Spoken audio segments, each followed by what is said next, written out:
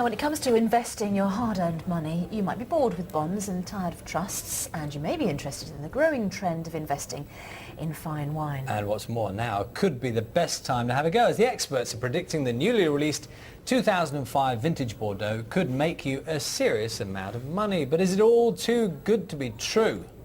With us in the studio now, Patrick Sandeman from the fine wine merchants Lee and Sandeman and the wine critic Malcolm Gluck. Good morning, both. Good morning. Good morning to you. You brought your wine with you, I see. Oh, we have, yes. Well, I bought an empty bottle. Why? Well, because I think it's a metaphor for investing in wine. You don't think investing in wine is a good idea? I think Malcolm? investing in wine is, unless you really know what you're doing, is a mug's game. But I think you investing in can it make a in- lot of money if you know what you're doing and you're investing at the top of the market. You've got a huge amount of money. You can cellar it impeccably, or you can have it cellared on your behalf. Then you cannot fail to make money. But those wines are already spoken for. It's impossible for anyone watching this programme to buy those wines. Patrick, would you like to pick that one up? Is it possible for people to get in on this? Well, what Malcolm says is absolutely correct. I mean, you have to have... My God, a wine merchant agreeing with you. This is a first. Patrick, most of us wine merchants disagree with everything that Malcolm says, but that's just become a rule of thumb. No, I think what Malcolm says is absolutely correct. If you're going to invest in wine, you should be looking at investing with money which is part of your portfolio, separate to your main portfolio, if you like.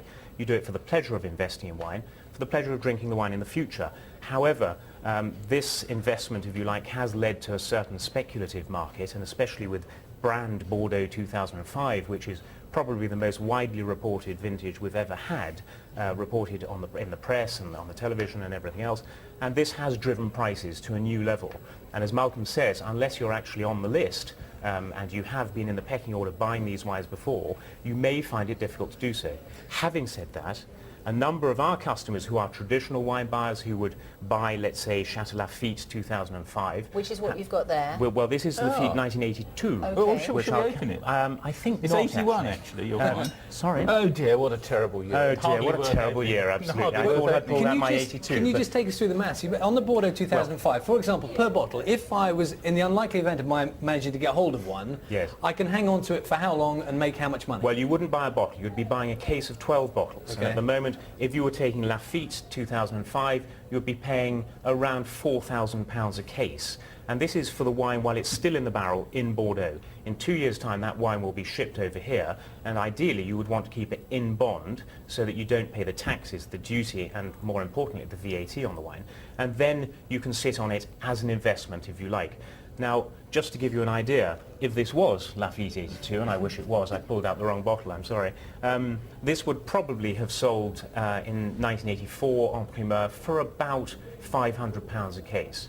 The 1982 is currently trading at £9,000 a case. Oh, that's You see, you enormous. can make money, but you have to have the allocation. I mean, most people wouldn't be able to even know how to acquire the wine. You'd have to go to a merchant like Patrick. And Or, in your privileged position, do you do this? I mean, have you got your own? What I investment? do is I pulled this. I was asked. The BBC's kindly said to me, "Can you bring something a prop along?" And I said, "Am I insufficient?" They said, "No. What can you bring?" And I said, "Okay." I went to my recycling bin. I bought out half a bottle of German wine, which I bought some years ago. It's 1989. It cost me a couple of quid a bottle in Germany. It's absolutely wonderful. It's not an investment. What I've done is stick it in my wine cupboard. It's absolutely fabulous. I drank it the other night. World-class wine. But you can't buy that bottle today. And what Malcolm is saying is that, you know, that the greatest investment in wine is to buy wines that you will not be able to buy in 10 years' time, so that you secure those wines, you can drink them in 10 years' time at their optimum moment when they're at their maturity and in the best condition, and you can enjoy it. This, however, is speculation, and it's a very, very different area of the market as far as I'm concerned. I mean, in a way, these wines are rather like rare paintings, or a rare Persian artifact, or Oriental curiosity.